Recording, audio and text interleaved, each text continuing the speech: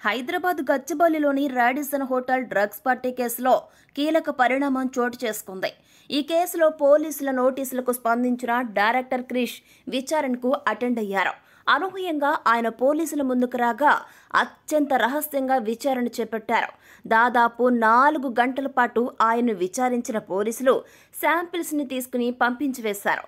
క్రిష్ యొక్క blood, urine samples ను lab కు పంపించారు. ఒకవేళ టెస్టులో గనక పాజిటివ్ గా తేలితే ఆయన్ను అరెస్టు చేసే ఛాన్స్ ఉన్నట్లుగా తెలుస్తోంది. డ్రగ్స్ టెస్ట్లో ఒకవేళ నెగిటివ్ గనక వస్తే విట్నెస్ కింద మరోసారి క్రిష్ను విచారణకు పిలిచే ఛాన్స్ ఉందని సమాచారం. కాగా ఫిబ్రవరి 24వ తేదీన జరిగిన పార్టీలో డ్రగ్స్ తీసుకుని పట్టుబడిన మంచిర్యాల గ్రూప్ డైరెక్టర్ వివేకానంద కేసులో పోలీసులు దర్యాప్తును ముమ్మరం చేశారు. ఇప్పటికే ఈ కేసులో వివేకానంద స్నేహితులు నిర్భయ్, కేదార్, డ్రగ్స్ సరఫరాదారుడు అబ్బాస్, మీర్జా వాహిద్ బేగ్, వివేకానంద డ్రైవర్ ప్రవీణ్ ను పోలీసులు అరెస్టు చేశారు. పక్కా ఇన్ఫర్మేషన్తో హోటల్లో పోలీసులు దాడి చేయగా డ్రగ్స్ పార్టీ భాగోతం వెలుగు చూసింది. అనంతరం విచారణ సందర్భంగా డైరెక్టర్ క్రిష్ పేరు బయటకు వచ్చింది. ఆయన పేరును ఎఫ్ఐఆర్లో చేర్చిన పోలీసులు విచారణకు రావాలి అని నోటీసులు జారీ చేశారు.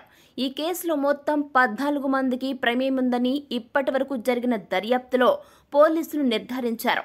లిషి, నీల్, శ్వేత, సందీప్ ఇంకా పోలీసుల ముందుకు రాలేదు.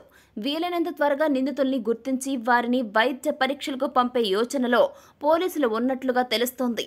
మరోవైపు చూసుకుంటే ఈ కేసులో తనకు ముందస్తు బెయిల్ ఇవ్వాలని, డైరెక్టర్ క్రిష్ పిటిషన్పై వివరణ ఇవ్వాలని హైకోర్టు పోలీసులను ఆదేశించింది. జస్టిస్ జి రాధారాణి దీనిపై విచారణ చేపట్టగా ఎలాంటి ఆధారాలు లేకుండా కేసు నమోదు చేశారని పిటిషనర్ తరపు న్యాయవాది వాదించారు. ఈ కేసులో మొదటి నిందితుడైన వివేకానంద ఇచ్చిన వాంగ్మూలం ఆధారంగా పిటిషనర్ను 10వ నిందితుడిగా పేర్కొంటూ కేసు నమోదు చేశారన్నారు. దర్యాప్తునకు అవసరమైనప్పుడు పిటిషనర్ హాజరవుతారని, కోర్టు విధించే షరతులకు లోబడి ఉంటారని పేర్కొన్నారు. ఇక వాదనలు విన్నటువంటి న్యాయమూర్తి పోలీసులను వివరణ ఇవ్వాలని ఆదేశిస్తూ తదుపరి విచారణను మార్చి 4వ తేదీకి వాయిదా వేయడం జరిగింది.